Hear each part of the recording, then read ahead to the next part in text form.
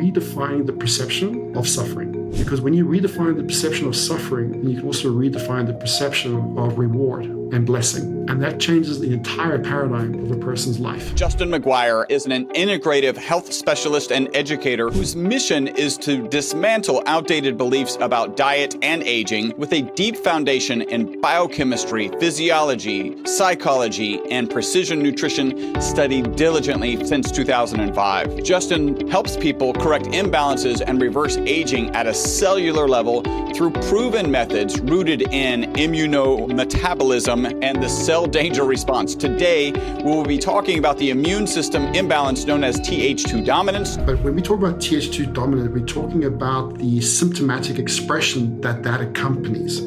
So what is Th2 dominance? Well, Hi, my name is Chris Burris. I'm a longevity expert and the chief scientist at a lab focused on a longevity molecule. My primary focus is to help people live longer and better lives with science. Make sure to subscribe and share so you and your friends can live longer and better. Well, actually, so you and your friends can live beyond the norms. Hi, and welcome to the next episode of the Live Beyond the Norms Health and Longevity Podcast. I met our next guest, Justin Maguire, at Tim Gray's recent Health Optimization Summit event in Austin. We got to chatting, we have some friends in common, and it became clear to me that Justin is intelligent, passionate about health, and someone I should have on my podcast. A little bit about Justin. Justin is an integrative health specialist and educator whose mission is to dismantle outdated beliefs about diet and aging with a deep foundation in biochemistry, physiology, psychology, and precision nutrition studied diligently since 2005. Justin helps people correct imbalances and reverse aging at a cellular level through proven methods rooted in immunometabolism, that is a mouthful, and the cell danger response. Today, we will be talking about the immune system imbalance known as Th2 dominance. Justin, thank you so much for joining us today. Thanks, Chris. Yeah, it was awesome meeting you back in Austin. And I thought, we're kindred spirits just coming together. It's a sort of intellectual gravitas, if you will. Yeah, no, it was pretty fantastic. Now, before we get into your area of expertise, I like to go further back, like much further back. What was it like growing up, little Justin? Where did you grow up? What were your parents like? And if there was some event or someone you could pinpoint as the reason you would ultimately become a passionate biochemistry teacher and an autonomic coach, what or who would that be? Yeah, it's a good question. It's a bit of a loaded question in my case.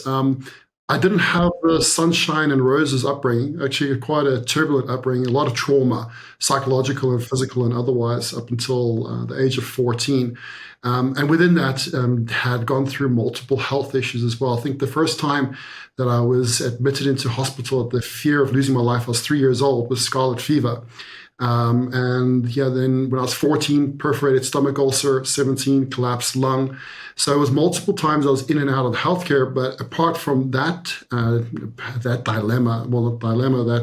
that weighted, should we say, karma to some degree, there was also other things happening at home, a lot of physical abuse, a lot of psychological abuse. But all of that really cultivated. And where was home?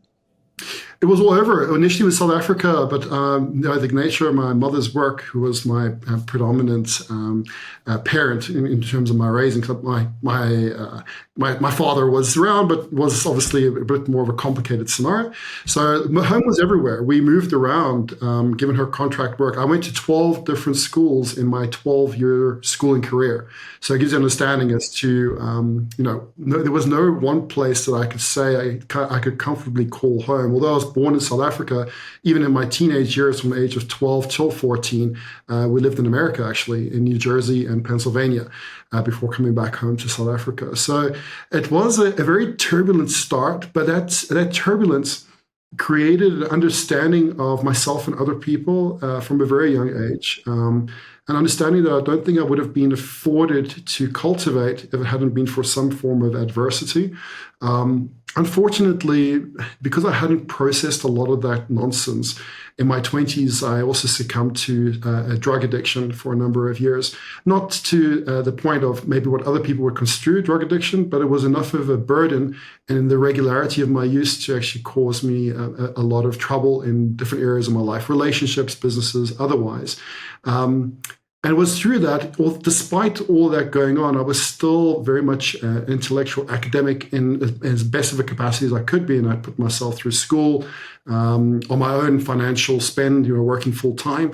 So it was a lot of stress, a lot of pressure from many a different paradigm, which eventually led me into a dark night of the soul. And that dark night of the soul involved me getting divorced, losing custody of my son, losing a business I had at the time, but also having to confront the drug addiction that I had developed over the course of years to try and self-medicate. And this is also one of the reasons why I was so motivated a little bit later on, not at that point, as years later, to bring something to those who are struggling that are just completely disregarded by the medical fraternity. I had, in multiple occurrences, gone to psychiatrists and psychologists and asked them for help. And I thought it wasn't a mistake at the time, but being transparent about what was going on. And they threatened to commit me, to a rehabilitation center. And it wasn't voluntary. And obviously that put a lot of fear in somebody that doesn't have family or support structure around, that's the sole provider. And then I just retracted. And then obviously trying to manage things with more people understanding what was needs to be managed, to the point where eventually everything came crumbling. And it was probably the most difficult time in my life. But it was a time when I eventually put myself into a very hard rehab. It's a rehabilitation center that you don't send a middle-class kid to. It's actually, and I had self-elected to go there. They actually send convicts there instead of going to jail. So I was amidst those that society would deem to be, undesirable. But it was actually amongst these individuals that I came to understand what human potential really was, because majority of them, 80% of these guys, I'm talking about guys that are criminals now, they were on heroin. My drug of choice was cocaine, but they had the full spectrum, the full buffet that they've been using for years. And these guys were just disregarded. But when they got clean, they were probably the most integritous people that I've ever come across. And there was one kid, it must have been about, not a kid, he was a man, but to me, he had the spirit of a young kid. He was just wanting to come out. He's 28, and he picked up a guitar and he started playing it, not because there was an audience. He didn't ask for people to come and listen. He just started playing it because he had the passion to play it. And it was better than Jimi Hendrix. I kid you not. It was better than Jimi Hendrix. And it just made me realize, how much potential we all have within us, if it is that we can come together as a community, look past all the labels, and excuse my language, but the bullshit that we are sold as to what it is we should or shouldn't be, and if we don't do something, why we're bad people, good people, or everything else. Whereas most of us don't actually know the background story to anyone's life. We only see, what it is that we want to see, and let alone what it is that the facade that a person creates for other people to see. But there's more depth behind that. My dad was in the Air Force, and so I moved every 2 years. That's probably some of our kindred spirit, right? Like we just got yanked around. And I've got a brother, an older brother. He's 4 years older, and he really looks on that experience of moving as traumatic. You had it sounds like a lot of other traumatic stuff. So maybe relative to the general life, moving was just par for the course. But for me, I just like you, I think, find that movement created this ability to connect with people really quickly, to have empathy for struggles because you're struggling in those cases. And then an ulcer at 14, I'm assuming this is usually ulcers are stress related. So, you clearly had this challenging upbringing where you have a stress related ulcer at the age of 14. It's just not, the picture you have is not of a stressed 14-year-old. And then really kind of in being enveloped in an environment where you can see what people's driving forces aren't necessarily at the time aren't necessarily who they are, and I think that's kind of going to lead us into where we're going. So walk us through this past. And one other thing, with all these challenges going behind, to self-educate, right? To decide to spend the money. This is a challenge. Is there anybody who kind of pushed you in that direction? Was this entirely self-driven, or was there maybe an imprint from mom or dad about, hey, education is a great pathway out, or where did that come from? I would love to say yes. but from my family members, but it wasn't. And don't get me wrong, I have a really good relationship with my mother now, like incredible relationship. We've healed a lot of wounds that were, came about just by an unfortunate series of circumstances and poor choices that anybody can make, and for anybody to judge anybody else, based upon what it is that they've done, if they haven't lived the exact life that they've gone through, it's a bit short-sighted, in my opinion. So we've made amends, but in that time of my life, I can't say that there was any motivation from any direct family member, albeit to give him credit, and he was probably the most grounded parent I ever had, was my stepfather that came later into the picture. My mother's recent husband, they got together when I was about 16.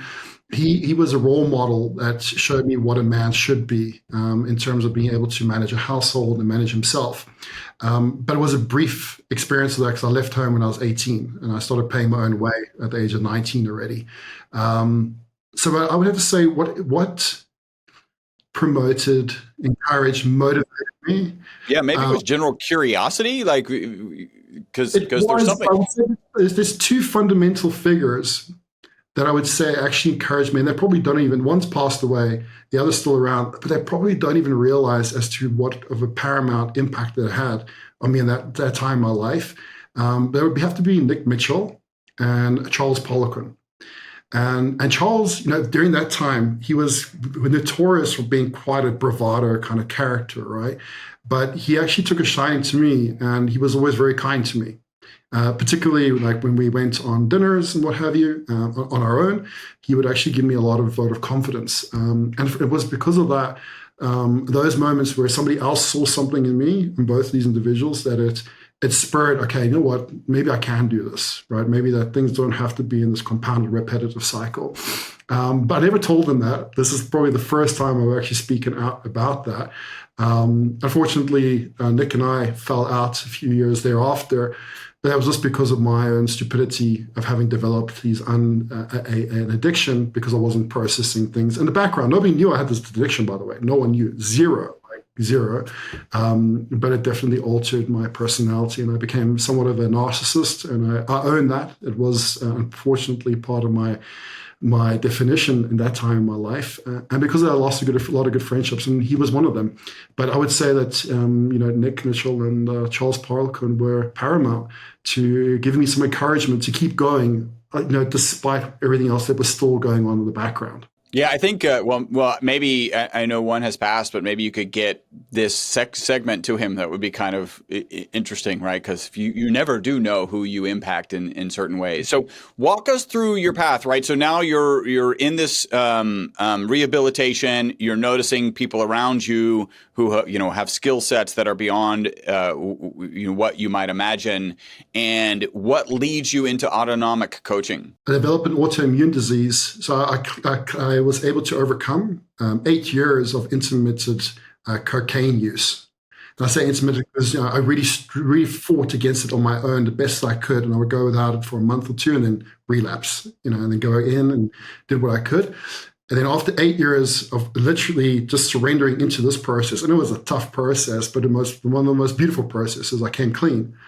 And then after I cleaned up, it was about 6 months thereafter, I call God creation, because you never know who you can offend. So creation came around and said, hey, you know what? It's now really time for your test. It's now really time for the real challenge.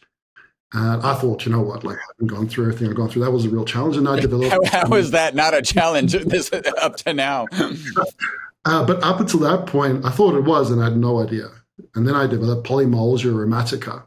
And it was due to, I didn't realize no one realized what it was for 2.5 years, but it also has association to ankylosing spondylitis, of which I have got, I'm managing and keeping in remission, but it is the unfortunate outcome in the activation of a particular genome that I have called the HLA-B27 genome. And within this genome, in essence, I had it lifelong and not realizing it as such, because I always had arthritic pain. I thought it was normal growing up as a kid.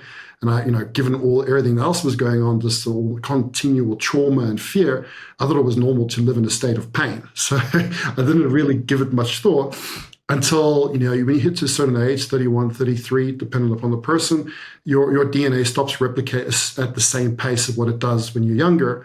And at that time point is when I came out of the rehab, and 6 months later, DNA not replicating the same pace, and then all of a sudden really feeling the effects of it.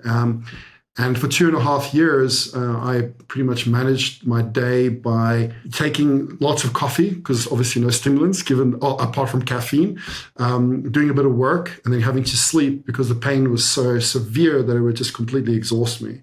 And it was 2.5 years because having gone to 12 specialists to try and find out what was going on with me. The conclusion that they had was that it was psychosomatic. And having dealt with psychological trauma, I had an intimate understanding what was psychosomatic and what was physical. And it was very physical. Prior to that, I actually had qualified to compete in the Arnold Africa for bodybuilding. So, I was really active. And then all of a sudden, this happened, and I couldn't walk 100 meters without being out of breath. And it had nothing to do with my diet. My diet was clean. It had nothing. It most certainly had everything to do with what I did before, because it was just trauma compounded. And compounded trauma will eventually lead to any gene, unwanted gene, to be hyperexpressed. So I'm definitely taking the responsibility and knowing that whatever happened before, what I did, what happened to me, all these things, but just a beautiful. And I say beautiful because there is beauty in the trauma and pain of things. And that beauty is that you get to discover solutions, not only for yourself, but for those that you serve. And I can safely say that if I had not gone through, or if I am not still managing what it is that I'm going through, I may not have the as accurate of an understanding and the nuance of understanding to help the individuals that are under my care today. So it does, and that's what's so beautiful. But this gene basically was identified 2.5 years after the initial expression of polymyalgia rheumatica and is associated to AS. And it was a friend of mine who's an internal specialist that actually identified the genome.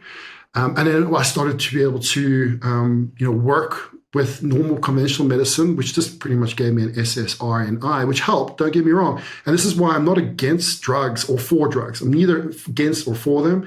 I think in certain contexts, because must remember, antidepressants aren't just for a psychological state. They can also be for a physiological or inflammatory milieu that might be playing out in a person's body, particularly in an autoimmune state. And in this instance, duloxetine was the SSRI that I was given, actually gave me a moment of reprise where I can actually start to think a little bit clearer. And then I could bring in all the education that I had been involved in my 20s and more, to the point where I actually had a bit more cognitive bandwidth. And then I just plowed into more qualifications, degree. And I got 2 foundational degrees and another honors degree, as well as 20 postgrad diplomas in a period of 6 years. So I was really hyper committed. And it was maybe just shifting a bad addiction to a good addiction, in terms of having more understanding of oneself. And then, I went into remission. So you get all of this education, right? So it's beautiful, right? Trading an unhealthy addiction for a healthy addiction. I mean, that's beautiful. Right? I think that word really applies. And then, so now you've got this education, you've got your own experience of walking through it and the disillusionment of the kind of traditional medicine.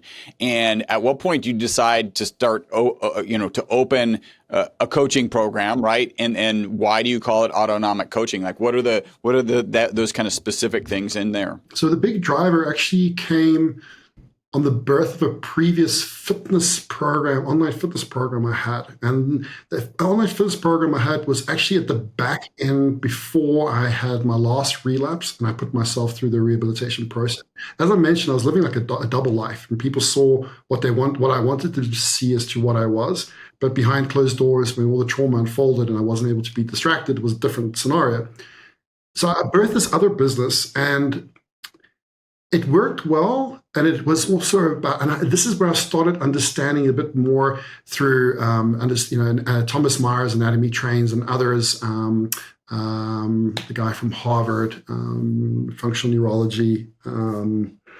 His name eludes me now. In any case, I studied a lot from these guys, and I created this exercise program that took in consideration, this is well before people were taking blood sugar measurements, CGM or otherwise, right? So I leveraged what we could see in different blood sugar parameters, fasting and pre and postprandial, to determine what was going on within one's autonomic tone from an exercise perspective.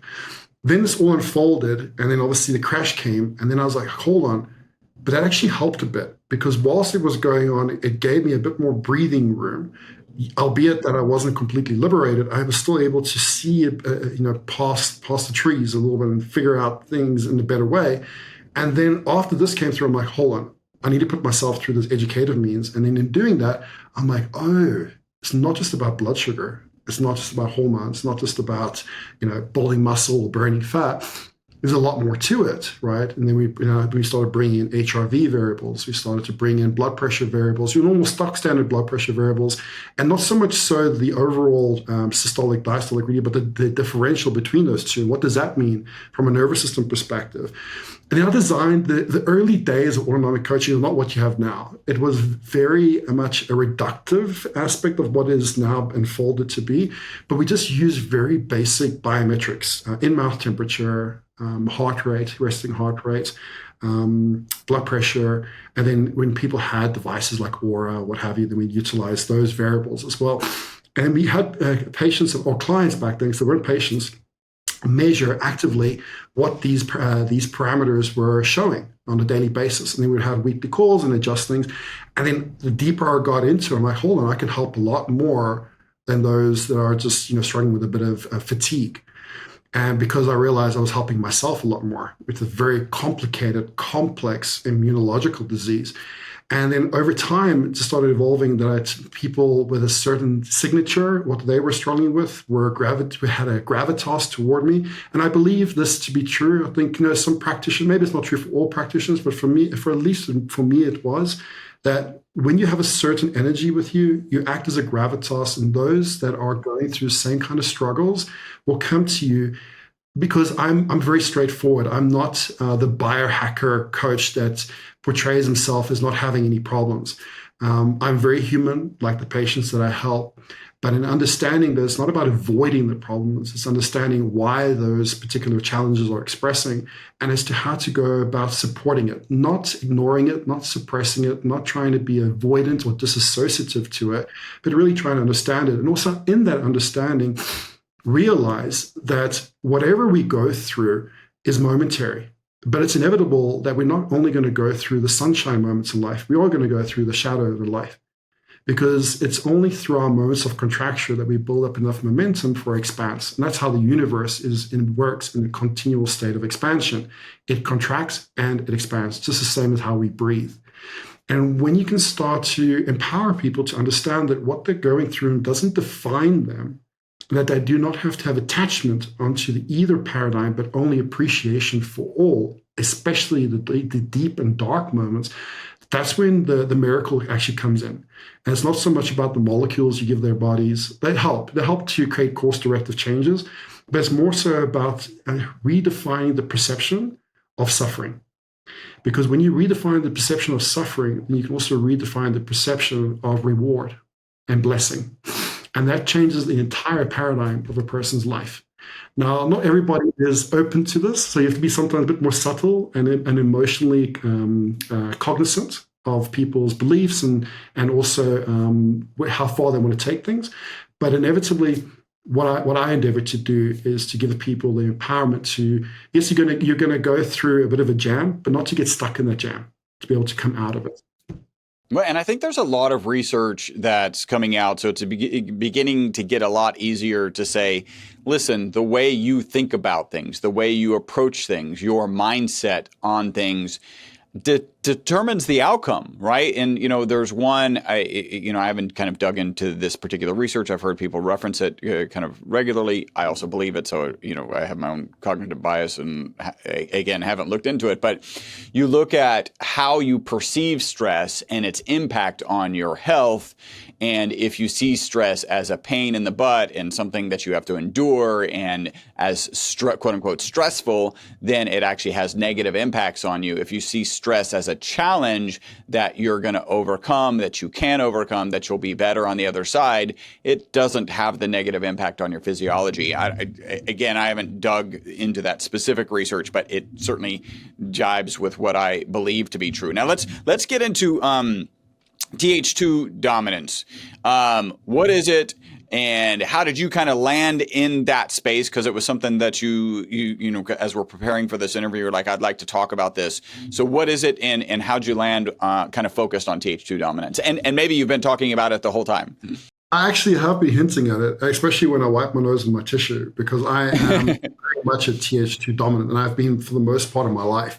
I always struggled with rhinitis. You know, from the youngest age. Look, I'm also the perfect candidate. You know, despite everything else I mentioned to you, I was never breastfed at all. Had tick bite fever from a very young age. So all of these would be environmental toxicants that would afford the expression of this paradigm. So let me explain what the paradigm is.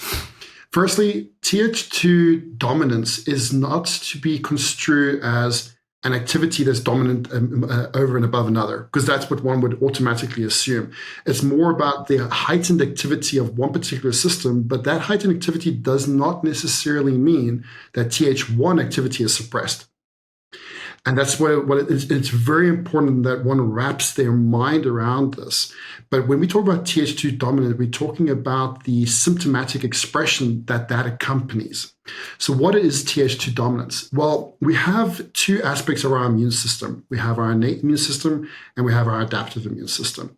The innate immune system is our ancient immune system. It's the immune system that developed well, before we were exposed to the multitudes of different types of very clever and sinister at times, but sometimes very helpful viruses, depending upon the virus itself, because a lot of viruses actually give us the virility that we have.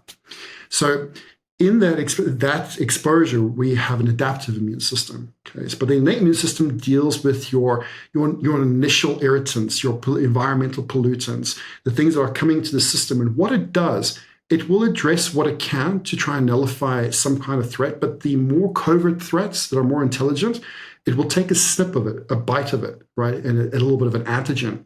And then what it will do, it will present it along the lymphatic nodules.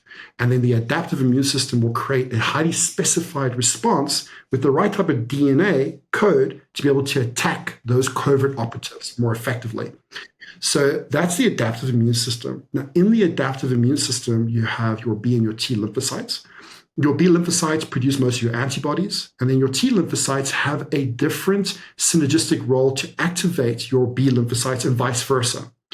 Under your T cells, you got three major classes. You got your helper cells, you got your regulatory cells, and you got your cytotoxic lymphocytes. Those are like the killers. Those are the hitmen that go in there and address what shouldn't be there. Now, your helper cells give an indication of what's going on, in addition to things like dendritic cells and other innate players that afford the recognition to heighten awareness to the Th cells. So you got your Th1, Th2, Th17. There are others, but those are the main three that we deal with. Out of those three, the two that are probably the most predominant in activity are Th1 and Th2. So Th1 gives a recognition of what's going on inside the cell. Say now somebody has Epstein-Barr, which is a DNA-based virus. Why do we call it DNA-based virus? Because Epstein-Barr, like many other herpes viruses, actually embed themselves in the codon of our DNA and wait for a moment of our immune suppression so that they can replicate and express. So we have them lifelong. So anybody that claims that you can completely get rid of Epstein-Barr or cytomegalovirus permanently, well, I'm not so sure about it unless you can rewrite your DNA entirely, and maybe if you go into the jungle and do some ayahuasca and, maybe, I don't know. I'm not a specialist in that regard. But, from as far as I know. Undetectable, but it's still there. It's still there. Exactly. And the reason why it's undetectable is if you have a healthy innate immune system, particularly natural killer cells. Now, I'm going to go back into that a little bit later, why natural killer cells are really important and why they're highly compromised in the Th2 dominant paradigm. So in essence, in a Th2 dominant scenario is where, so Th2 cells will give recognition of all the things that are going outside the cell, the extracellular space, right? Like bacteria, parasites, and so on, the bigger stuff. That doesn't necessarily, some bacteria and parasites can actually harbor into the cell, but for the most part, they're extracellular pathogens. So in these instances, as well as toxins like heavy metals or gasoline, petrochemicals, what have you. So when there are extracellular irritants, let's call them irritants, not pathogens, because that's more of a global state of awareness of what's going on. One will trigger a Th2 response. And in that Th2 response, histamine is released by the activation of granulocytes. So under granulocytes, you've got eosinophils, basophils, and mast cells, all of which modulate the release of histamine. So you get this hyperhistamine response, and that histamine is a chemoattractant which causes other innate immune cells like macrophages and neutrophils to come in to try and contain the threat, whilst the other adaptive immune component starts to regulate a more specific response as to what's going on. Now, in Th2 dominance, this whole paradigm, this whole cause and effect stays in continual rotation, doesn't switch off properly. And this affords an impact not only to the immune paradigm, but also the neurological as well as endocrinological paradigm. And one can find themselves into a situation within which, from the works of Professor Navio, Robert Navio, if anybody is looking into the cell danger response, he is by far, well, he first coined the term, but his work is also a continuation from other giants from the last century, such as Beard from the early 1900s, right on through to what he's doing, well, what he was doing. He's soon going to be going into retirement. So, another avenue for extension of his work. But in the CDR paradigm, the cell danger response, he discusses how the mitochondria change their respiratory state dependent upon what stressors the body is exposed to, as well as what adaptation needs to take place to afford recovery based upon the after effect of a stressor. Okay, so if you are in a perpetual Th2 dominant state, you are mostly stuck in what they call a cell danger 1 responsive state. And what that means from a metabolomic perspective is that your respiratory chain dynamic, instead of being able to access an even activity between glycolysis, tricarbolic acid cycle, and the electron transport chain, you get stuck in this predominant glycolytic responsive state. And this also has its immediate impact in inducing a greater likelihood of acidosis, which can impact the brain. Not to mention that histamine is not only a chemoattractant, but it's also an excitatory neurotransmitter. Histamine is not bad for you. The right amount of histamine actually improves upon your libido. But also too much histamine can actually downregulate your libido because of the way in which excessive histamine can downregulate histamine receptors in the brain. So it's all about checks and balances, but in the paradigm of Th2 dominance, there is no balance. There is only one complete check the whole time, which hammers this pro-inflammatory milieu cascade, impacting the neuroendocrine and metabolomic processes of the human body. Hey, super quick break from the podcast. Hopefully you're loving it. This is a way you can support the podcast and take advantage of a great offer. We're offering 50% off of one of our MCT bottles. MCT is an amazing oil. Add the ESS60 molecule to it. It's even more amazing. All you got to do is leave a review on iTunes, send us a notification that you've left that review. We'll get you a coupon code that'll get you 50% off of our MCT oil and free shipping. Back to the podcast. When you do break it down, are we looking at kind of Th2 dominance being, would it correlate with it just being in an inflamed state? Like, is that ultimately, would we see Th2 dominance showing up on increases in HSCRP, interleukin 6, the classic TNF alpha? And would those be in parallel? So we are in fact talking about just living in this chronic inflamed state, which would ultimately lead to inflammation? So yes and no. By the way, in the nature of histamine and the impact that it has on permeability of membranes, it will induce some kind of inflammatory response. Absolutely. But it's more so than that because of its impact on the nervous system. As I mentioned, histamine or heightened levels of histamine are excitatory neurotransmitters. So you can cause a excitotoxic effect to these heightened histamine loads, which can distort not only how your monoamines your dopamine and your serotonins and otherwise, are able to express their receptor dynamic effectively. But subsequently, because of the distortion that histamine can have on monoamines, it can also have a bidirectional negative impact on things such as thyroid, particularly when there's a compromise to dopamine signaling. Now, reason why, I'm going to use myself as an example, but there are many other patients that have gone through this in different forms of addiction. I had my addiction, but there are other addictions, and common addiction is sugar. Why is it that some have more of a propensity and difficulty in letting go of sugar and the propensity to actually keep on ingesting it despite what they know the damage is doing to them? Well, in this particular paradigm, if this histamine load is perpetually elevated and your dopamine receptors are downregulated, it's only natural for the subconscious to create somewhat of a craving situation in order to induce a falsified dopamine high, which is what sugar does. Cocaine does it as well, but all these things create this artificial dopamine response. So Th2 dominance does induce inflammation, but it does something a lot more than that. It depended upon how long it's being expressed in the person's body. And it can actually increase the susceptibility to addictions. It can increase the susceptibility to neurodiversity, as well as hormonal imbalances, specifically around the thyroid, because of the way in which histamine actually increases fibrotic tissue buildup, particularly in the microvasculature. And this is where, somebody can have normal thyroid labs, right? The T3, T4, reverse T3, TSH, all look normal, fine, yet they're exhibiting signs of hypothyroidism, coldness in the extremities, depression, poor vision, and so on. And often it has to do with that on a microvasculature level, there's so much fibrosis that T3 can't meet its target end receptor in the mitochondrial space. And because it can't do that, it further compounds the impact that this particular paradigm has in suppressing the electron transport chain. You see T3 as well as cortisol, and cortisol is also required free cortisol, not cortisone. And when people talk about high levels of cortisol impacting weight gain, they're often referring to high levels of metabolized cortisol. Okay, your free cortisol is also very important to sensitize your T3 receptors in the mitochondrial space, because without it being able to reach its target end receptors, your uncoupling proteins, which are part of your OXPHOS4 pathways, cannot take proper effect, which means that you do not release as much of an ATP yield. It actually has a direct effect in reducing uncoupling protein dynamic by way in suppressing T3 receptor activity because of the increase of the fibrotic tissue buildup that happens in this particular paradigm. So it's not just about inflammation in terms of CRP or ESR levels being elevated, but it can also be a little bit more sinister than that, more past this the cytokine.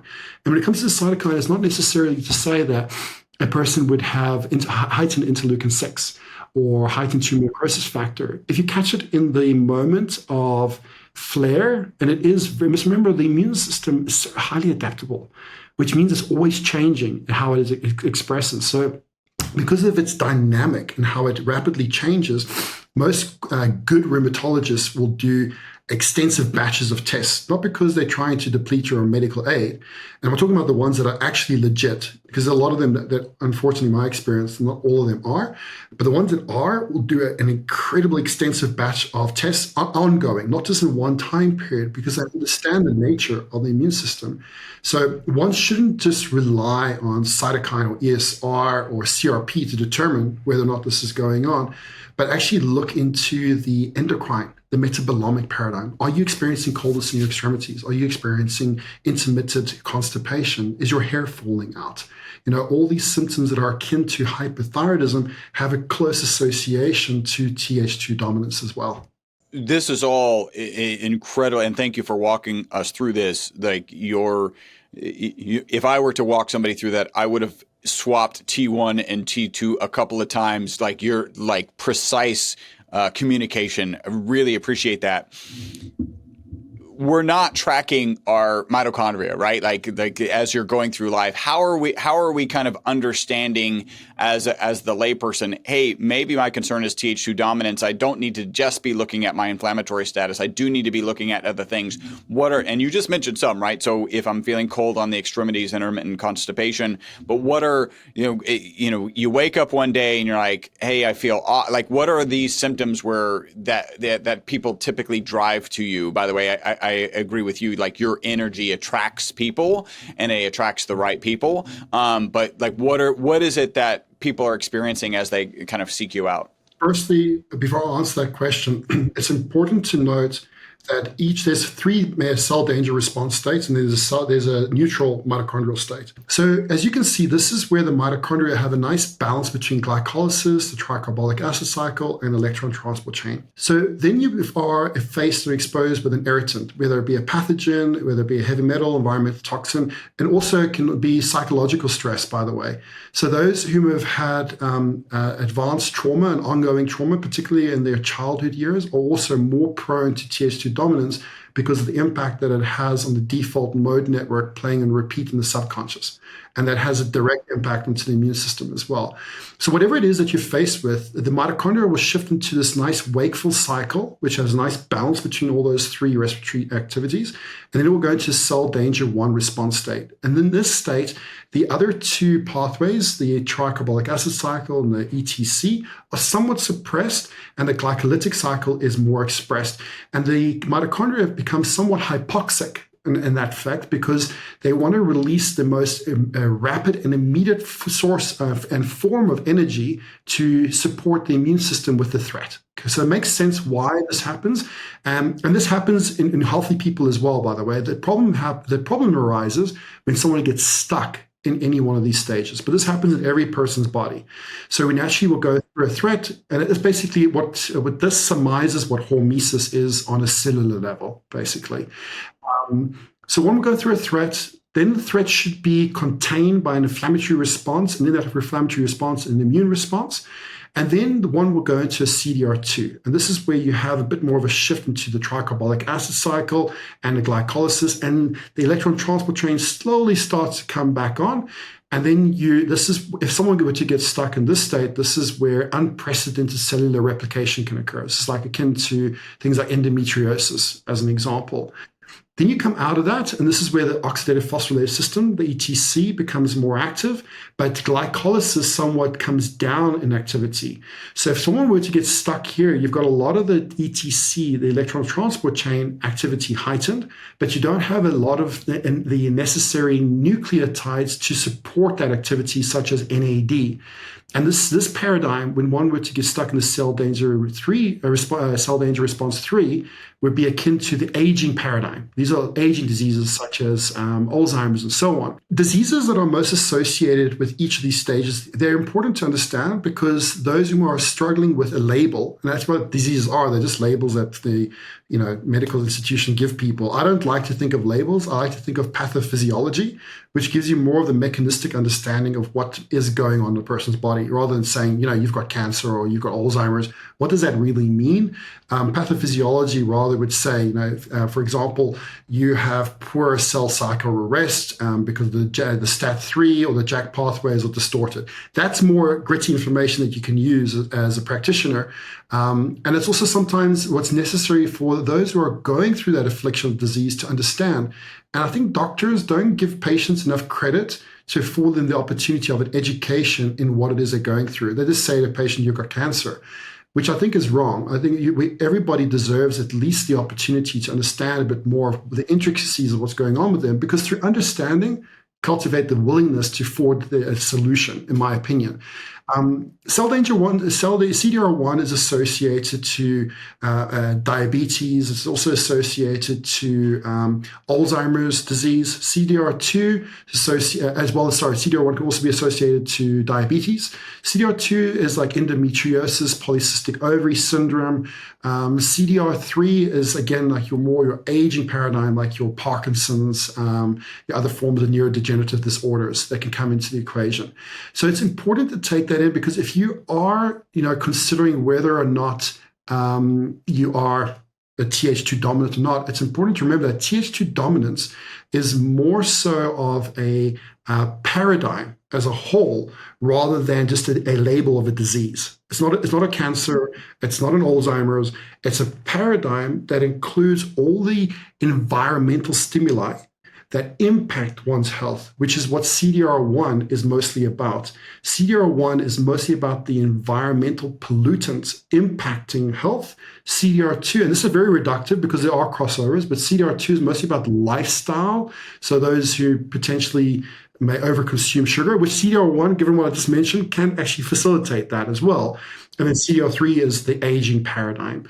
So given that the environmental factors influence Th2 dominance, you can imagine how many people could actually benefit from the consideration of what can be done in order to afford the healing to symptoms expressed within this paradigm. So now we have some understanding that we're experiencing Th2 dominance. And what do we do to start bringing things back in balance? What's step one? I don't know, wake up at 9 a.m. What are these processes look like to pull us out of this Th2 dominance? It'd be so awesome if we could have like a one size fits all, but given the diversity of contributory factors that can induce Th2 dominance, it does require some nuanced understanding of the individual. As an example, if it is that a person is experiencing anxiety as well as the other aforementioned metabolomic symptoms like constipation, then there would be a whole different approach to potentially utilizing practical tools, not necessarily biochemical tools, in order to afford a more calm nervous system. Like one of my practitioners who's qualified in the Safe and Sound protocol, we would induce that as part of the coaching process for some of our patients in those particular scenarios. Whereas in others, it might be that a heavy metal contamination is actually propagating the Th2 expression. And we have to assess, is it okay to go and chelate the heavy metals, or is there congestion in the lymphatic pathways that first need to be addressed before doing so? So there's no one size where I can say, go and fix your gut, go and get more sleep. Although those will help, it's about how you go about doing so, because in a Th2 paradigm, there's so many variables that would need to be considered in considering how to fix a person's gut. It's not a question of, from a genetic perspective, as an example, one may, and we should, in these chronic cases of poor health, one should look into the genes, because in my case, I have certain anomalies with the DAO and the HNMT gene, which lower my capacity to break down dietary histamines effectively. And this has an impact on lowering the methyl pool, which also has impact in hormone metabolism as well as neurotransmitter synthesis. So, this is to take the nuance of the individual, look at their genes, look at from the Barker hypothesis. If you ever look into the Barker hypothesis basically postulates what a person has been exposed to from the start of their life up to the point where they receive treatment needs consideration, because it does have a knock-on effect onto the genome. And then taking into account the genome and obviously any epigenetic factors that may have happened along the way. And then from there, actually ascertaining, based upon symptomatic expression of the individual, what should be further assessed from a quantitative perspective, like diagnostics. And then from that, being able to consolidate this subjective understanding from detailed subjective survey with a quantitative understanding through molecular diagnostics to determine what is the most efficient course of action to take for the person. So yes, you can take enzymes to help break down histamine. Yes, you can take certain mast cell stabilizers like cromolyn sodium or ketotifen. Ketotifen, just error caution for those who have any anomaly with the CYP3A4 hepatic enzyme, because when you have a slow activity in that enzyme, it can make you feel depressed and groggy, and it can actually induce more insulin resistance in those particular genotypes that if they have a phenotypic expression. So there are a lot of there's a lot of pattern interrupts that you can put in place. Psychotherapy, the right kind of alternative psychotherapy, grounding tools, utilizing blue light blocking film on your glasses after a certain hour. Be careful with infrared. It's not for everybody. Infrared saunas, infrared therapies, it's not for everybody. It's wonderful for those who can tolerate it, but those who have a high level of propagated biofilm in the body, as well, and accompanied with that elevated biofilm is suppressed natural killer cell activity. The exposure to any form of heat activating process, whether it be sauna or vigorous exercise, can actually further drive a re-expression of a stealth viral infection. As an example, because of the low natural killer cell count in these particular individuals. So I can't give you, I can't say this is what you need to do, but this is what you should consider, though. Because I think this kind of piece, so really what you're saying is like these can be very complicated, and coaching somebody who is interested in the broader picture is actually something that you need to be searching for. And I have to imagine that people who land on your doorstep have gone through practitioner after practitioner after practitioner and have come to no resolution. And you're like, well, this practitioner got a little bit right, this one got a little bit right, and this one, and now when we put all these pieces together, things work better. Is that a fair assessment? Sometimes. I'm very honest about this as well. I think a lot of practitioners will say, yes, I'm the best, and it works always. I don't always get it right. And it depends on the individual that I help. Patience is required, because when you're trying to navigate a course directive change in so many physiological systems within the body, you need to be willing to go through initial bit of shadow before you go through a lot of light, particularly if there's a lot of elements that need to be detoxed. And some individuals just are not prepared to have the patience to go through what they need to go through to get to the other end. But those who have been, those who are, I have a very good success rate. I'm very effective, but there are the outliers, even those who are patient. Like, for example, I have one, he's still a patient of mine, and I'm doing the best I can. But then again, it's not just about what I do. In these instances, also really being able to lean on community, because one brain is definitely not as good as 10, particularly passionate minds. But he's got chronic severe Lyme disease, and he's had it for a number of years now. And I think anybody that would follow your podcast would have some idea of the detrimental effect that Lyme's can have on not only the person's life, but their family's lives as well. But he's such a trooper. He has probably one of the most stern demeanors and motivational grips on his life, that he's a role model in his own right to me as well. His name's Carl Parnell. He'll be happy to share, because he's open and public about his condition. So in certain cases, it's a bit more difficult, but for the most part, we get where we need to get for the majority of our clients, so long as they are willing to go through the patience required in order to get there. And, it was for the longest time, because I'm not a doctor, right? My background's in biomedical science and nutritional science and biochemistry, chemistry, all that stuff. However, I have doctors working on payroll in my company so that we can afford the necessity of scripting when required. Because sometimes you need allopathy in combination with naturopathy. That these instances arise, particularly like in conditions such as Lyme disease, which are quite progressive. It's this broad-based approach, right? Like it really is. These are often complex. Like in some cases, hey, they go see a practitioner and they like go down this path, and then maybe the practitioner has like looked at the right data.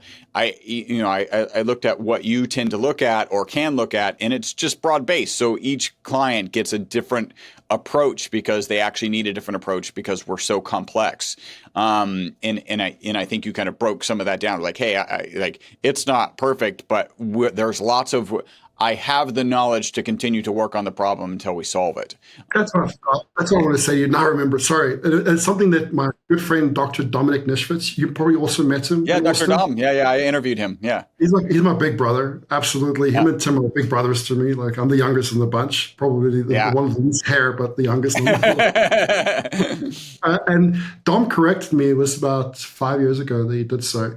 I had reluctance in calling people we serve patients, right? Because I thought maybe it's insinuating that they're ill. He said, no. It's not insinuating they're ill. It is confirming what the person needs in order to heal, and that is patience. Ever since then, I'm like, okay, now I serve patients. So yes, sorry, a bit of a side there. So serve patients with patience. I love that. Exactly. So we're kind of wrapping up our time, but I want to, you kind of hinted you're working on a book. Talk about what people can expect to find in this book.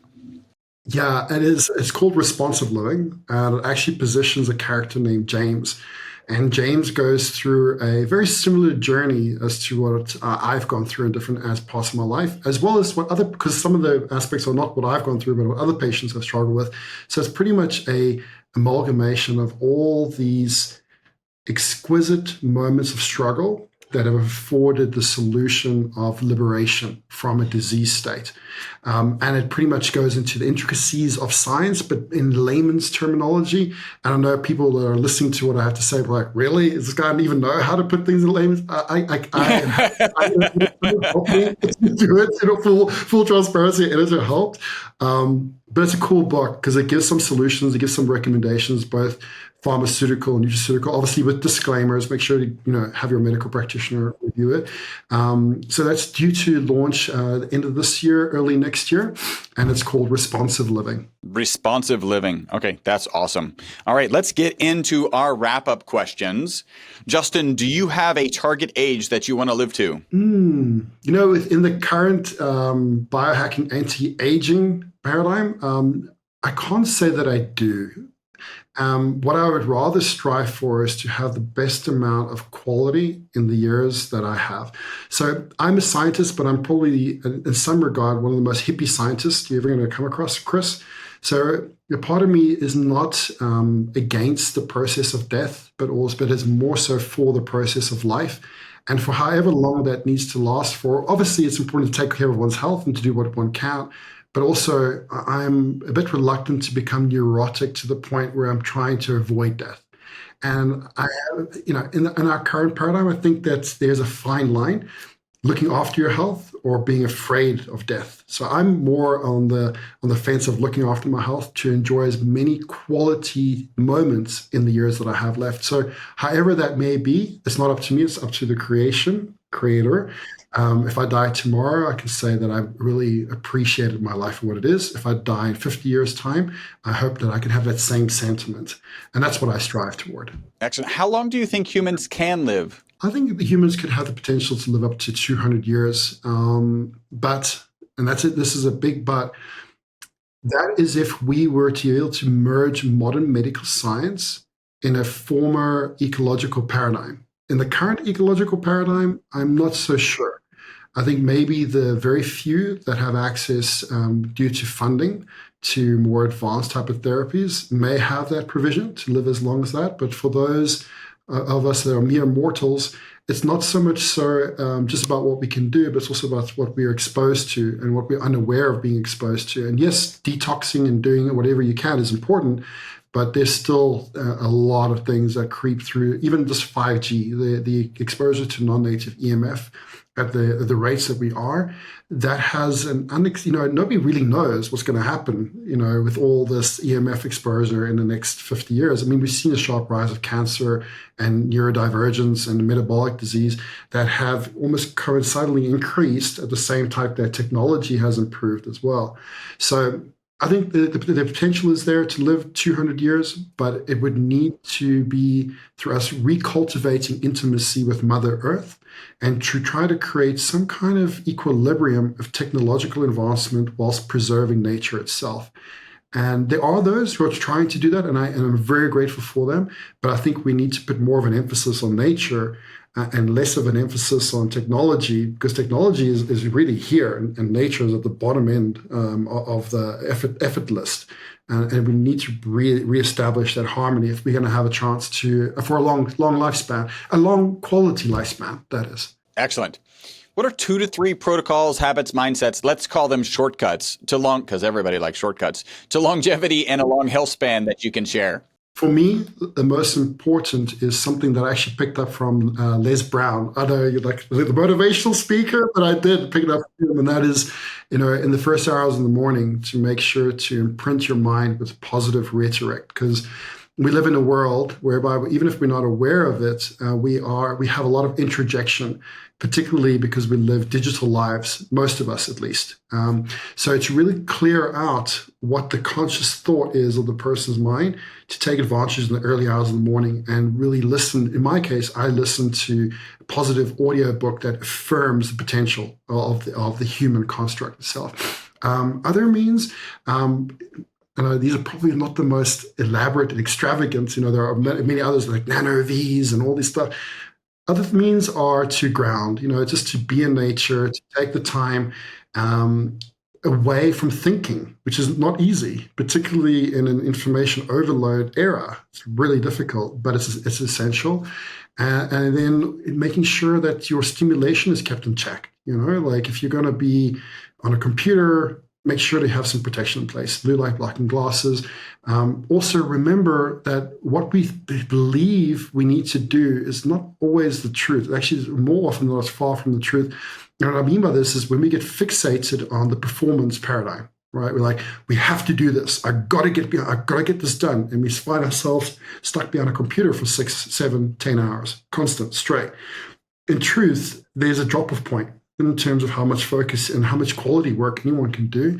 And just to be humble enough to acknowledge that and to give yourself the grace in every 45 minutes of work within a digital interface, away from the digital interface, can really serve leaps and bounds to restore one's health. Just that alone, without the bells and whistles of biohacking tools, can go a long way. Can you think of anything, maybe it's one or two things that people get absolutely wrong regarding longevity and a long health span? Quick fixes for sure, and also certain for example, the chlorine dioxide solution protocol. I think it definitely has its place if applied in the right context. However, these protocols, a lot of people out there are just willy-nilly implementing them, thinking that it's oxidative therapy is going to clear them of all their disease, and which is what it's sold as. In reality, it really needs a nuance as to when it is applied. And that's not just for chlorine dioxide solution. There are other modalities as well. Ozone, or your DIY stem cell exosomal treatments that are now given to people at hotel rooms without doing a cancer antigen screen, without doing a specific DNA screen, and without even just checking what's going on in the current environmental paradigm. If you've got chronic low-grade, say now you have the unfortunate predisposition like myself to have an active HLA-B27, and you're not actively addressing that, and there's chronic inflammation going on in the background, and you just put a lot of exosomes and stem cells into your body, where do you think the body is going to redirect that raw material? It's going to redirect it to the inflammatory burden.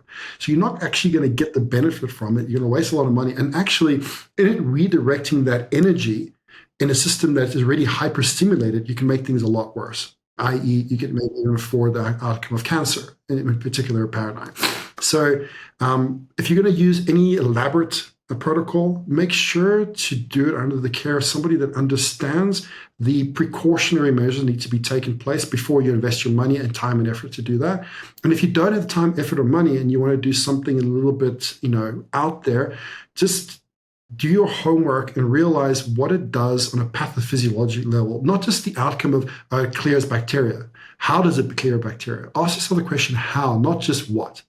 And I think that's fundamental to anything to avoid the unwanted biohacks that are currently out there in the market. Yeah, I think that fits into the paradigm of be the CEO of your own health, which is something that just continues to come up.